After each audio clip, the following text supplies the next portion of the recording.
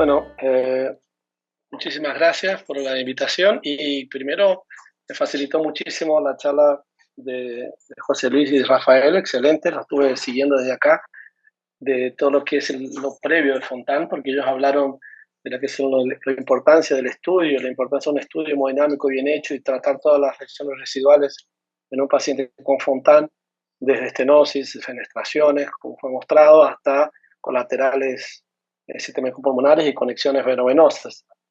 Y a mí me toca hablar un poco del sistema linfático, que vamos a ver en qué momento nosotros vamos a estudiar ese sistema en el Fontán, que no es en todos los casos que hay que estudiar. Primero, los slides están en portugués, pero se entienden bastante bien, me imagino yo.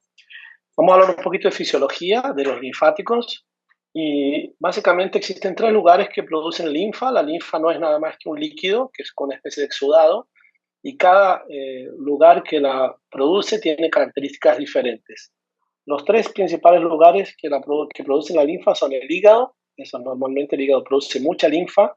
La linfa del hígado es riquísima en proteínas e inmunoglobulinas. La linfa que se produce en el intestino son todos los nutrientes que se absorben a través de los alimentos, entonces muy rica en ¿cómo se llama? En triglicéridos, en grasas. Y después tenemos la linfa que genera los músculos, que son las de los miembros inferiores y de los miembros superiores y el resto de los músculos, que es una característica más de líquido seroso, ¿no? El 80% de la linfa de nuestro cuerpo es producida básicamente entre esas dos estructuras, entre el hígado y el intestino. Y ustedes saben que la linfa tiene que entrar a nuestra circulación sistémica. ¿Para qué? Para llevar, obviamente, todos esos nutrientes y todo ese líquido para dentro de la circulación. ¿Cómo funciona este sistema linfático? Fíjense, el hígado tiene un sistema linfático que manda directamente hasta la cisterna de Kilo. El intestino, que está aquí, manda a través de sus vasos linfáticos también a la cisterna. Los miembros inferiores, por regiones paraaórticas, llegan hasta la cisterna y ahí sube la linfa como si fuese una vena cava inferior, para tener un paralelo, más o menos. Sube esa linfa hacia el confluente yúgulo-subclavio izquierdo. Aquí, en ese conducto torácico que drena el yúgulo subclavio izquierdo, también va a drenar todo lo que es musculatura del miembro superior izquierdo. El miembro superior derecho y parte del cuello drenan en otro por separado al yúgulo subclavio derecho, ¿no? Entonces vemos que 75% de nuestra linfa originada va al ducto torácico izquierdo, y es fundamental que ustedes entiendan que la linfa tiene que ir hacia el sistema venoso, no puede tener ningún dic o ninguna fuga para ninguno de los lugares. Lo más habitual es que este ducto torácico drene de una forma única en este yúgulo subclavio, como ustedes pueden ver en este dibujo, pero también existen variantes anatómicas que son normales, como esta, por ejemplo, que son varias ramificaciones antes de llegar, o inclusive a través de otro tronco junto aquí, mediastinales, ¿no? A través de troncos de la subclavia y llegar de forma de varios puntos, o bifurcado. Pero lo más común es que sea un único tronco llegando en el yúgulo subclavio izquierdo. Este ducto torácico, ¿por qué la linfa sube hacia la cavidad, hacia el sistema venoso? Primero, porque los vasos linfáticos tienen una especie de contracción, una especie de peritaltismo, ¿no? Y hay algunas medicaciones utilizadas para ayudar a ese peritaltismo, pero también básicamente porque existe una presión negativa en el sistema, igual que el sistema venoso sistémico. Entonces, cuando existe la inspiración, la presión negativa, se abre la válvula del ducto torácico. Ese ducto torácico tiene una válvula como si fuera una especie de válvula venosa. Entonces, en inspiración, la válvula se abre, toda la linfa es drenada normalmente en la aurícula, en el sistema, y a través de la aurícula entra en la circulación, y en la expiración esa válvula del ducto torácico se cierra, y eso es para impedir que el flujo de la sangre refluya hasta el sistema linfático y, digamos así, impida de alguna forma un funcionamiento fisiológico. Que ustedes ya todos saben, nuestro sistema produce aproximadamente entre 6 a 8 litros de linfa por día, y eso depende de nuestra dieta y depende básicamente de la ingesta de agua y de dieta, ¿no? De si es rica o pobre en grasas. Fíjense ustedes lo que pasa en un sistema de cirugía de Glenn. Este aquí arriba es un gráfico normal de lo que pasa en nuestra presión durante la inspiración. La presión nuestra cae, la presión venosa central, abre la válvula, la linfa entra dentro y así sucesivamente durante el ciclo respiratorio. Pero cuando nosotros hacemos una anastomosis de Glenn, al conectar la arteria pulmonar directamente, la cava superior de la arteria pulmonar, yo pierdo mi presión negativa. Entonces existe una poca variación de esa presión, ¿no?, durante mi ciclo respiratorio, y de alguna forma existe alguna especie de disfunción de ese ósteo, de esa válvula del ducto torácico, y eso puede permitirme que se acumule algún cierto de linfa, grado de linfa. Por eso nosotros vemos en algunas cirugías de Glenn algunos derrames también importantes, ya lo vamos a ver más adelante. En la circulación de Fontan, cuando yo la completo a través del acabo pulmonar, ¿qué es lo que pasa? Existe una congestión venosa sistémica, principalmente del hígado y del intestino, y estos órganos, como van a estar muy congestionados, van a tener un traxudado muy, muy grande y van a producir una gran cantidad de linfa. Esa gran cantidad de linfa va a ir al sistema linfático normal, como tiene que ser.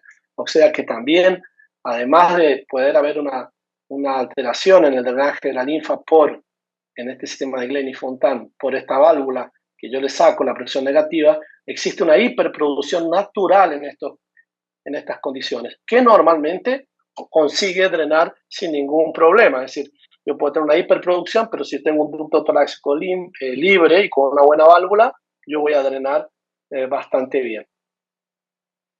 ¿Qué pasa en algunos casos con esta circulación? Muchas veces, dependiendo del paciente, y eso todavía no se sabe muy bien, y tal vez el grupo de hipoplasia del corazón izquierdo, o también pacientes que han tenido muchos accesos centrales, que haya habido algún grado de obstrucción de la vena cava, de la inominada o de la yugular, o lesión directa del ducto torácico, existe una dificultad del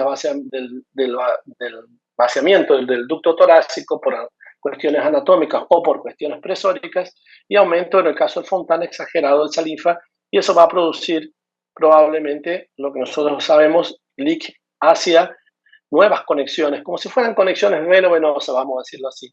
Son conexiones de la linfa hacia cavidades que tienen presión negativa.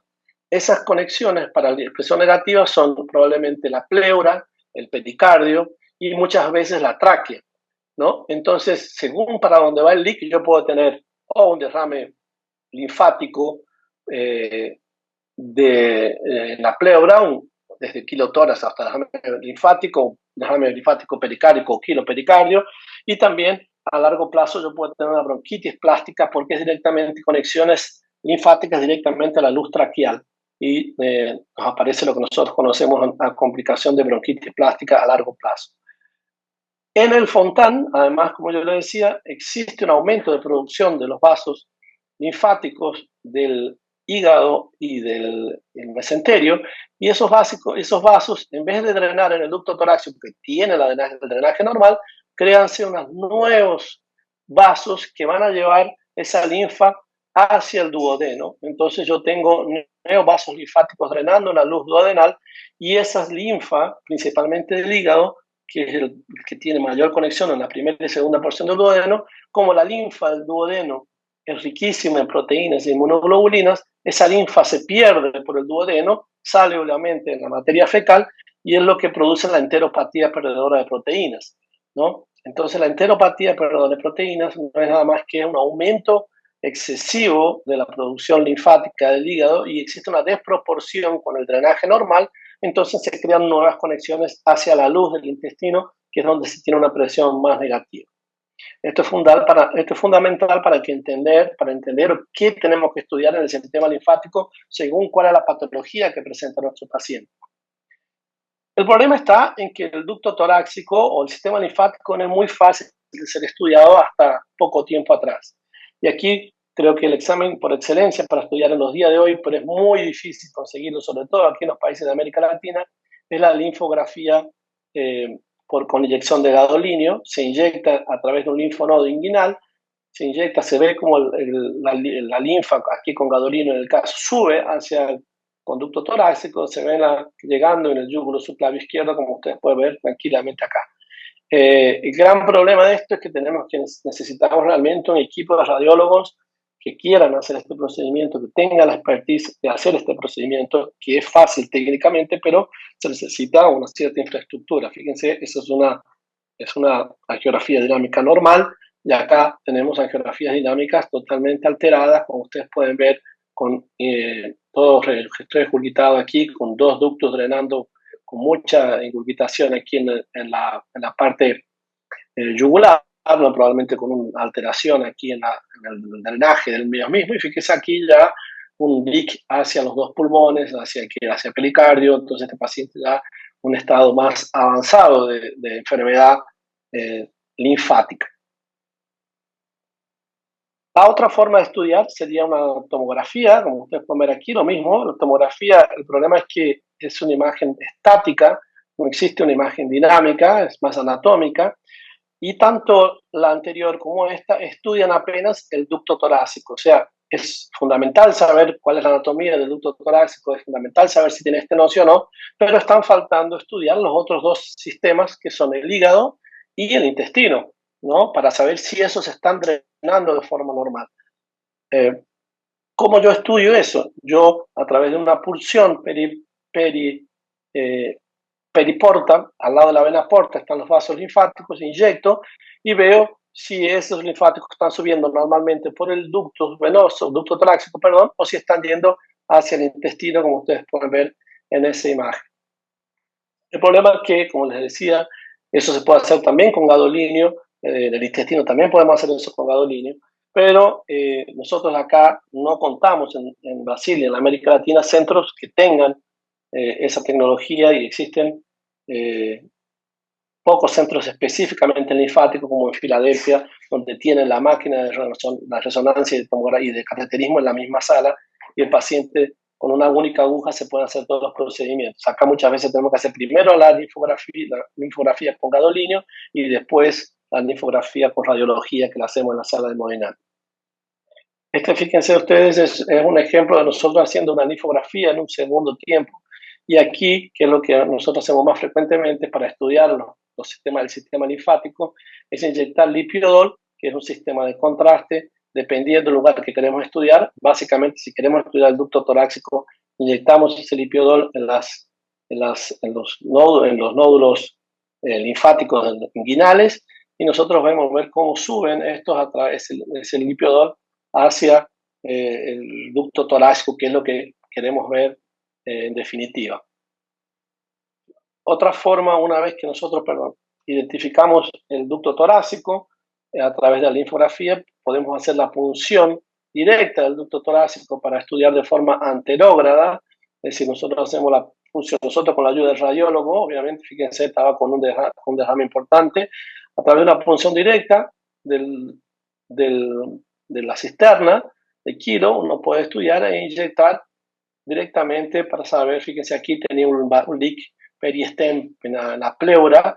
Vean acá cómo hay un leak importante de la infusión de lipiodol, donde podemos hacer el diagnóstico también, y muchas veces con el mismo lipiodol el tratamiento. ¿Cuáles son la ventaja y la desventaja de hacer esto con intranodal y no tener la resonancia, que sería lo ideal?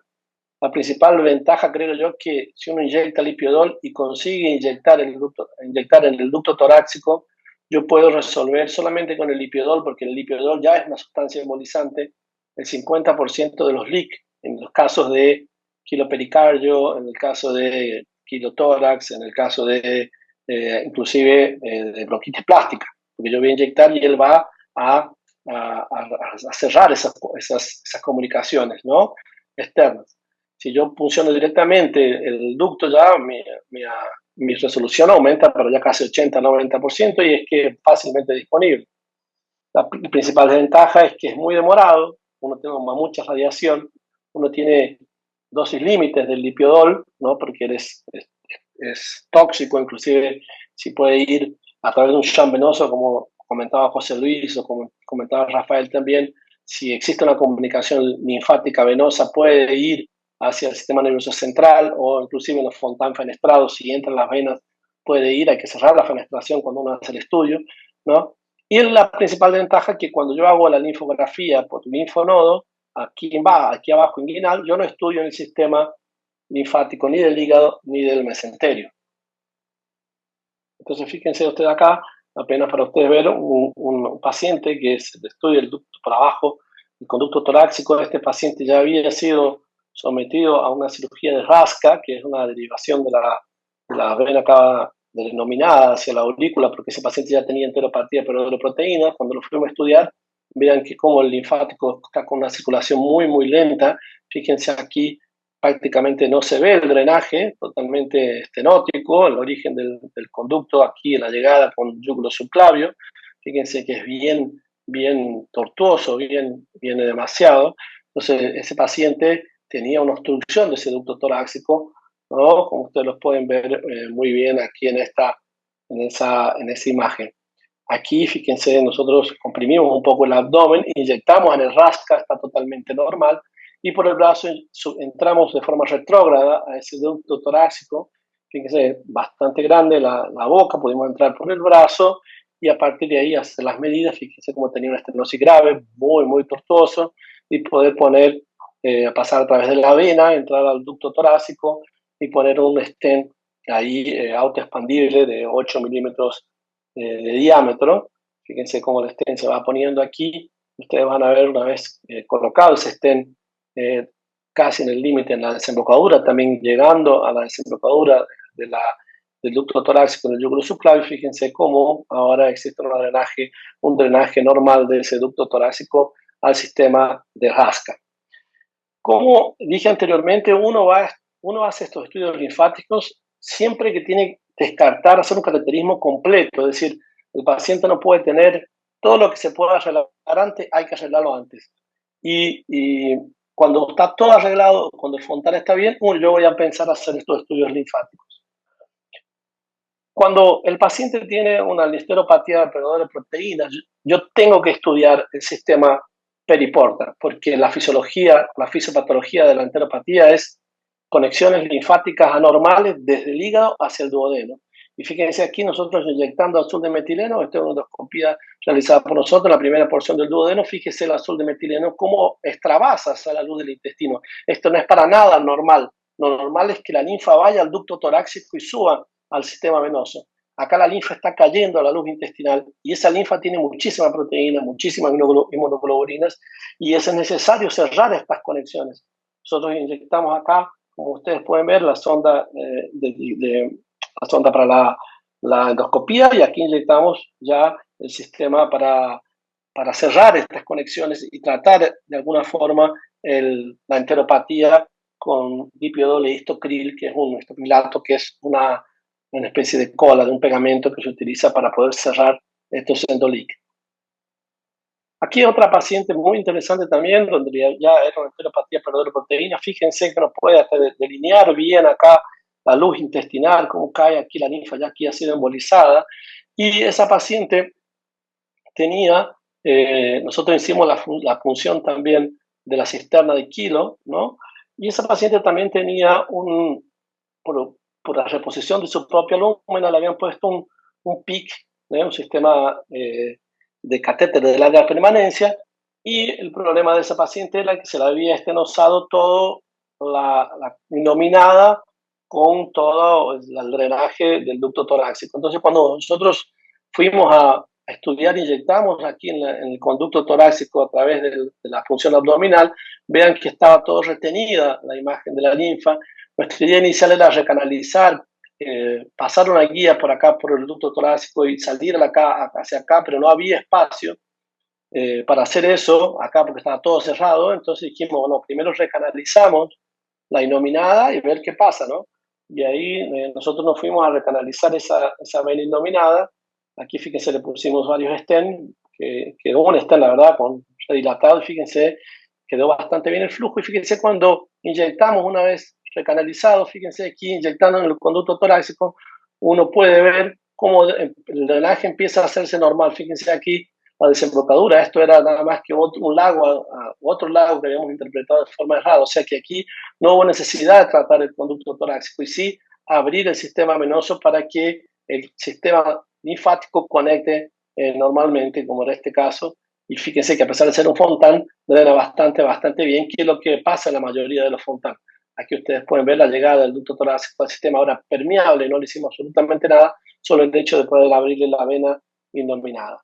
Entonces, como conclusión, tenemos que primero saber mucho de lo que es la anatomía y la fisiología normal del sistema linfático, ¿no? Que este sistema, en algunos pacientes con circulación univentricular, sufren alteraciones importantes. Hay que saber que las imágenes ideales para estudiar este sistema en esos pacientes, una vez descartado todo, Fontán funcionando súper bien, que no tenga causa o que sea circulatoria, tenemos que pedir la resonancia intranodal, y el paciente obviamente tiene derrames o enteropatía, pedir la resonancia dinámica intranodal, de caso unas veces intrahepática. La tomografía es de poco uso, realmente nosotros no lo usamos mucho, y sobre todo un equipo bastante entrenado como lo tenemos nosotros, que no solamente soy yo el que hace esto, sino que tenemos nuestro equipo de radiólogos intervencionistas, porque durante estos, en muchos casos nos ha tocado poner stent o cerrar fenestraciones durante estos estudios y ellos no tienen esa expertise también. Así que bueno, muchísimas gracias.